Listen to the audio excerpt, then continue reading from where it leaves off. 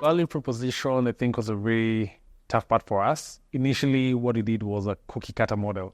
We went on Amazon, we were like, what are the value propositions of Amazon? And they're going to do the same thing for Hardy. Speed, service, convenience, selection.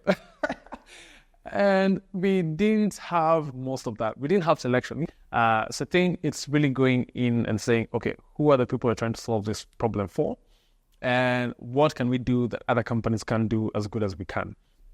And once we started to identify those different things, we're like, okay, cool. We're a technology company.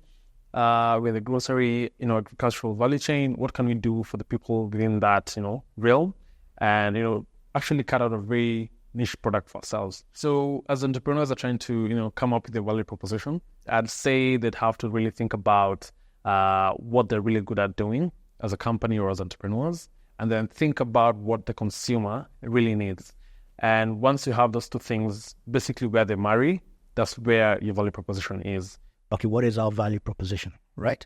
In theory, we can build digitization of a supply chain of anything, from a health product to an insurance product to whatever, right? And we possibly, before that, thought that we could do that. And in fact, we had customers across the whole spectrum. After defining the value proposition, we only started concentrating on food, right? Now, when you think about a supply chain, a food supply chain and a medicine supply chain have got a lot of similarities, and there's nothing to stop you from doing both. But we then did our value proposition and said, you know what, we are in the food business, right? And as much as we can help customers in other industries, we are in the food business. And that is where that came from. And prior to that, we were in the software business and building a software that can do ABC, whereas it changes your thinking.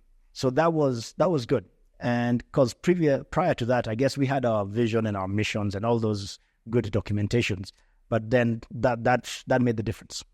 That made the difference. Once again, hindsight, right?